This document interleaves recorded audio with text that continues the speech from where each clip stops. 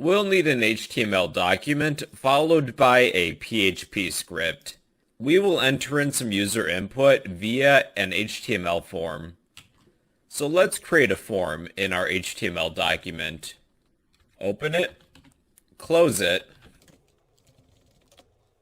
We will set the action equal to be our index page, index.php. For the method, let's use post. Let's create a label. Label, close it. The label will be X. We'll have a user enter in a number. Then let's add an input tag. It's a self-closing tag. The type will be text. The name will be X. Then we need a submit button. Input type equals submit. For the value, let's say total. It's a total button. That's good enough for now. If I'm using the post super global variable, let's say we need X, type post, add a set of square brackets, we would like the value of X. I will cache this value within a local variable within my PHP script for convenience. Variable X equals whatever value for X that we receive. Just so that we're sure that everything's working fine, let's echo whatever X is. Echo X. So here's a few math-related functions you may be interested in. The first is the absolute value function. Let's say we have a total variable as well. I'll declare this variable but not assign it quite yet. I'll set that to be null. Then later on in my program, we can assign total a value. Total equals, to find the absolute value of a number, type ABS for absolute value, followed by a set of parentheses, semicolon. Whatever number or variable you put within this function, ABS, it will return the absolute value of that number. We can either put a number in here or a variable. Let's put in X. So variable X. Then I will echo our total. So I'm going to save.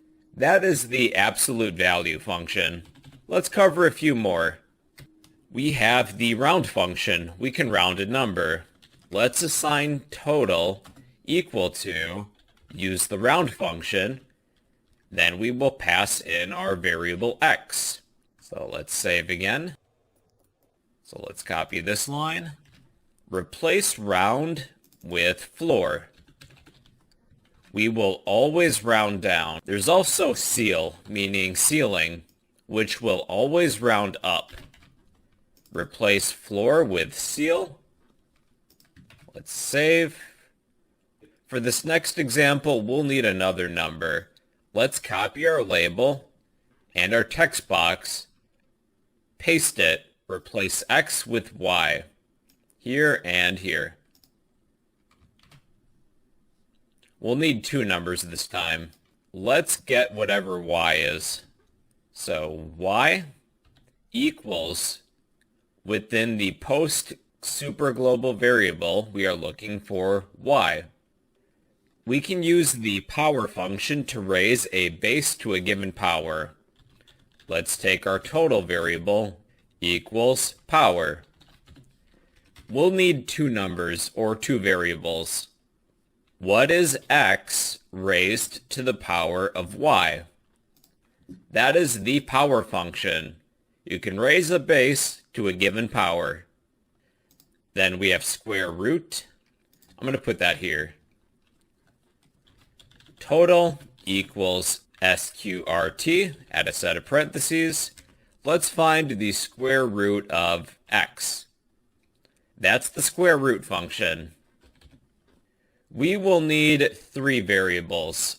Let's create another label and a text box. The third number will be z. Be sure to change the name too.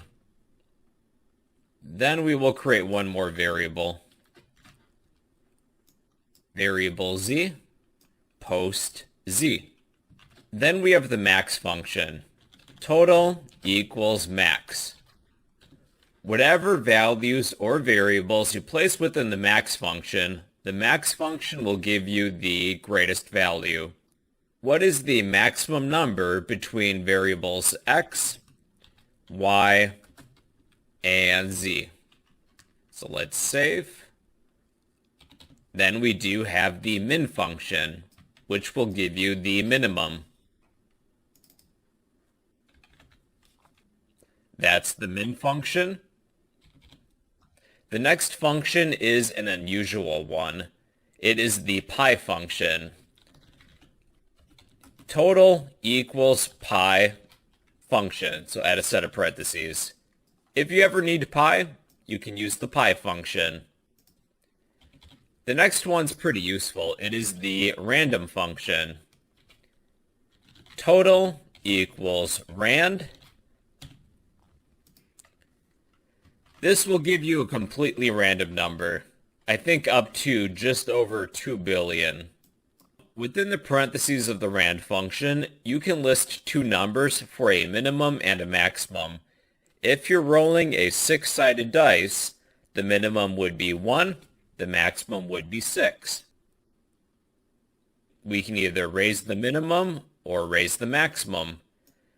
For a random number between 1 and 100, within the rand function, the first digit is 1, the second digit is 100. If I were to raise the minimum, let's say 90, we'll generate a random number between 90 and 100. Maybe you could use this for a game.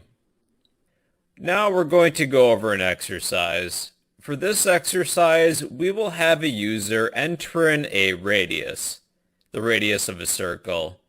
Using PHP, we will calculate what the circumference would be, the area, and the volume if that radius is for a sphere. So we will need to accept some user input. We'll do that with an HTML form. So within our HTML document, let's create a form, then close it.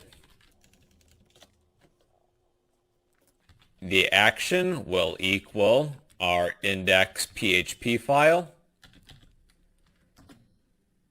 The method will be post.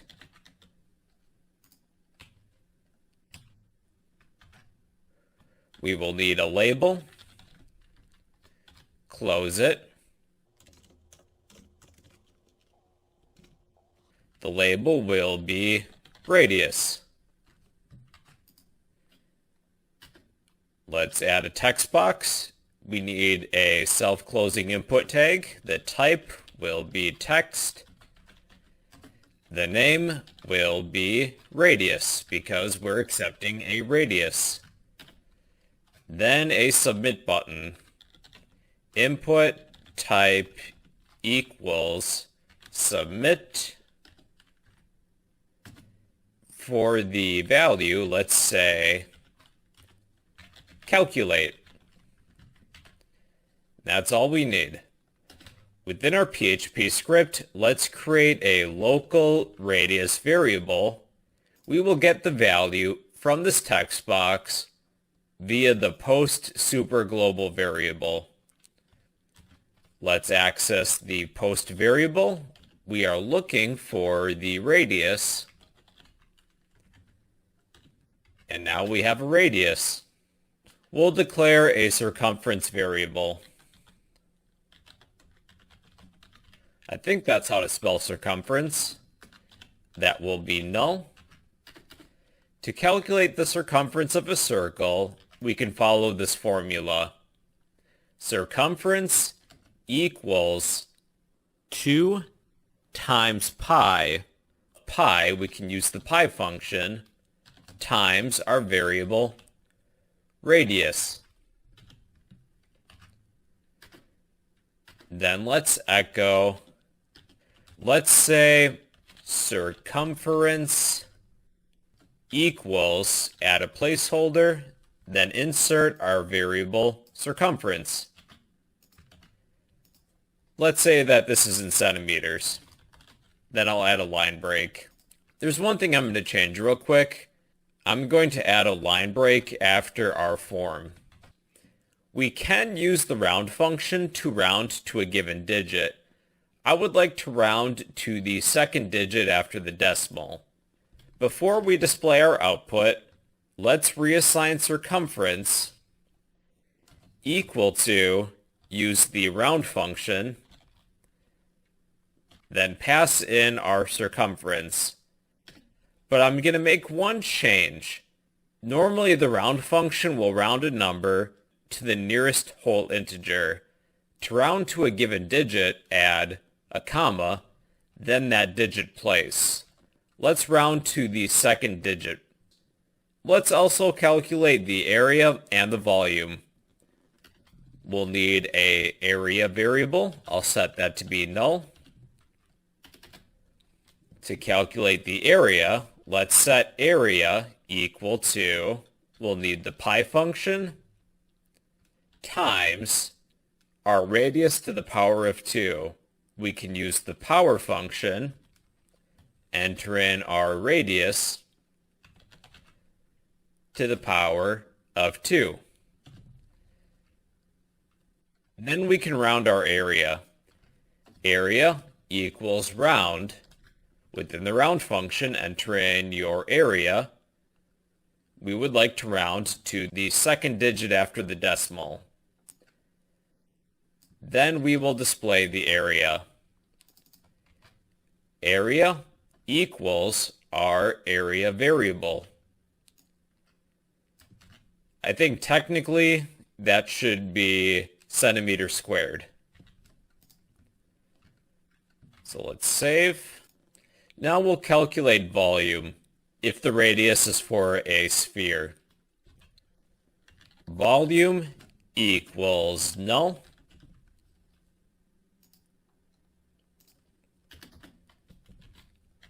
Volume equals, here's the formula. 4 divided by 3 times pi function times our radius to the power of 3. We can use the power function. We are raising our radius to the power of 3. Then we will take our volume and round to 2 decimal places. Volume, comma, 2. Then we will display the result with echo.